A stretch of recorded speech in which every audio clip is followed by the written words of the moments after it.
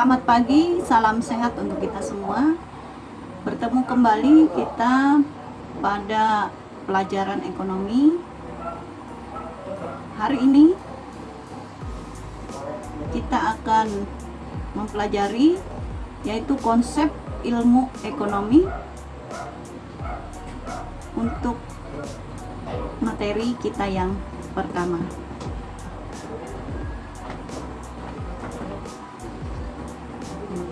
Apakah ilmu ekonomi itu? Apakah pedagang juga menerapkan ilmu ekonomi dalam menjual dagangannya? Mari kita mengenal ilmu ekonomi itu. Nah, ilmu ekonomi menurut J.M. Keynes, dia adalah seorang ahli ekonomi. Ilmu ekonomi itu merupakan suatu teknik berpikir yang berguna untuk mempertimbangkan sejumlah biaya serta bagian dari keuntungannya. Ekonomi berasal dari bahasa Yunani, berarti peraturan rumah tangga. Ilmu ekonomi dipopulerkan oleh Adam Smith pada tahun 1723 sampai 1790 yang membawa pengaruh besar pada perkembangan ilmu ekonomi. Adam Smith menulis buku berjudul The Wealth of Nations. Buku tersebut membahas kebebasan alami dan invisible hand. Masa kemunculan Adam Smith dikenal dengan periode pencerahan bagi sebagian besar manusia. Kita melihat pembagian dari ilmu ekonomi. Nah, ilmu ekonomi itu ada 3, ilmu ekonomi deskriptif, ilmu ekonomi teori, dan ilmu ekonomi terapan.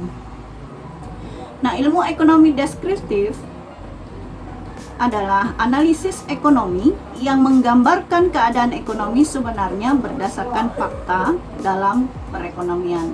Contoh dari ilmu ekonomi deskriptif adalah krisis moneter di Indonesia pada tahun 1998. Ilmu ekonomi teori adalah konsep pemikiran yang diperoleh dari data dalam kehidupan ekonomi, kemudian disusun, diolah, dan dianalisis sehingga menjadi kesimpulan bersifat umum.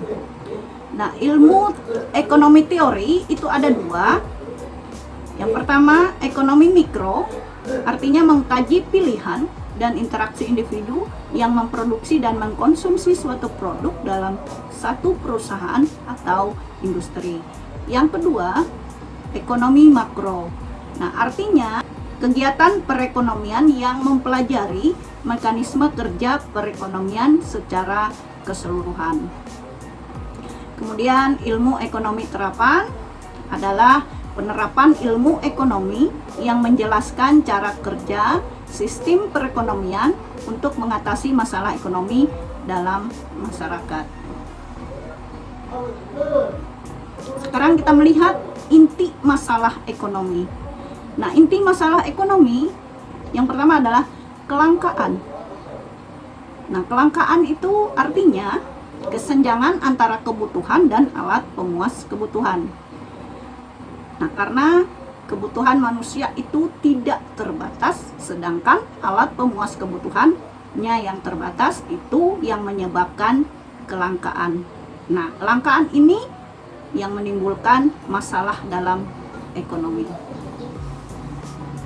Nah, penyebab dari kelangkaan, keterbatasan jumlah benda pemuas kebutuhan, kemudian kerusakan sumber daya alam yang diakibatkan oleh manusia, kemudian keterbatasan kemampuan manusia untuk mengolah sumber daya, kemudian pertumbuhan manusia lebih cepat dibandingkan kemampuan penyedia sarana kebutuhan, kemudian adanya bencana alam, kemudian perbedaan letak geografis, kemudian pertumbuhan penduduk tidak seimbang, kemudian kemampuan untuk memproduksi rendah, kemudian perkembangan teknologi berjalan lambat. Nah, cara mengatasi kelangkaan, yang pertama kita harus membuat skala prioritas kebutuhan. Yang kedua, menentukan sumber daya alternatif. ketiga, mengelola keuangan secara efisien. Keempat, memanfaatkan kemajuan teknologi. Yang kelima, memanfaatkan bahan substitusi. Kemudian yang keenam, mendaur ulang atau memanfaatkan kembali.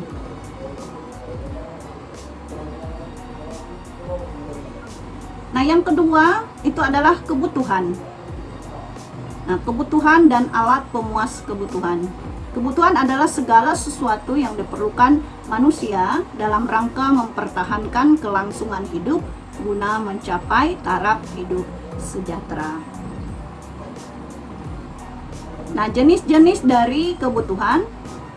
Yang pertama, menurut intensitas kegunaannya, ada kebutuhan primer, kebutuhan sekunder, kebutuhan tersier. Yang kedua, menurut waktu pemenuhannya, ada kebutuhan sekarang, kebutuhan akan datang, dan kebutuhan tidak terduga. Yang ketiga, kebutuhan menurut sifatnya, ada kebutuhan jasmani, kebutuhan rohani. Kemudian yang keempat, menurut subjek yang membutuhkan, ada kebutuhan individu dan kebutuhan sosial. Nah, sedangkan alat pemuas kebutuhan itu ada 5. Pertama, menurut intensitas kegunaannya, ada barang ekonomi, barang bebas, dan barang lilit. Yang kedua, menurut cara pemakaian, ada barang konsumsi, barang produksi. Ketiga, menurut cara pembuatan, ada barang mentah, barang setengah jadi, dan barang jadi. Keempat, menurut bentuknya, ada barang konkret dan barang abstrak. Kemudian yang kelima, menurut hubungan dengan barang lain, ada barang substitusi dan barang komplementer. Sekarang kita masuk kepada prinsip dan motif ekonomi. Prinsip ekonomi ada 3. Yang pertama, prinsip ekonomi produsen. Nah, produsen itu adalah orang yang menambah nilai guna barang dan jasa. Produsen dengan segala usahanya perlu mempertimbangkan pilihan untuk menentukan barang-barang yang akan diproduksi. Yang kedua, prinsip ekonomi konsumen. Konsumen adalah orang yang mengurangi nilai guna barang dan jasa dengan pendapatan yang diterima. Konsumen berusaha mencapai kepuasan yang sebesar-besarnya dari kebutuhan yang beraneka ragam. Prinsip yang ketiga itu adalah prinsip ekonomi distributor. Distributor adalah orang yang menyalurkan barang dan jasa. Distributor mempertimbangkan efisiensi jarak, biaya, dan waktu yang diperlukan distributor untuk menyalurkan barang dan jasa.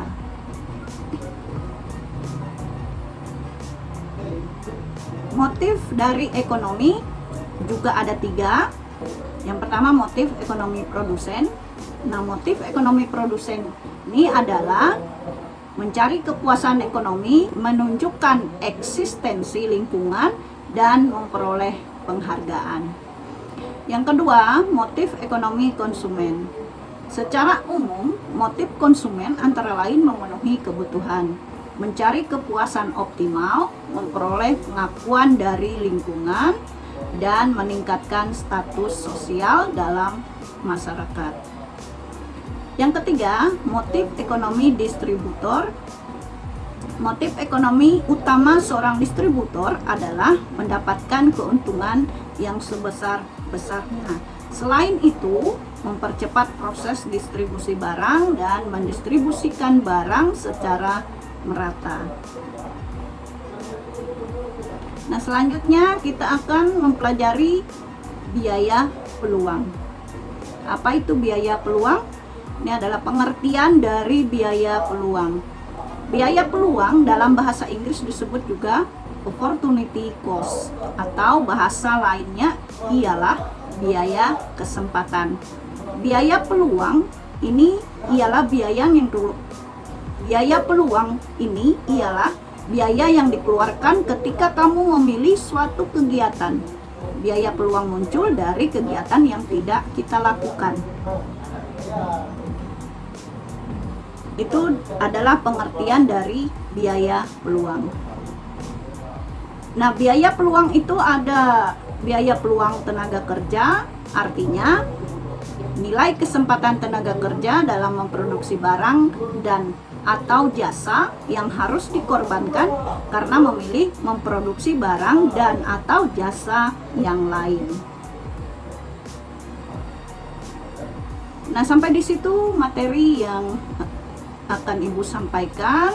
Atas perhatiannya diucapkan terima kasih. Selamat pagi.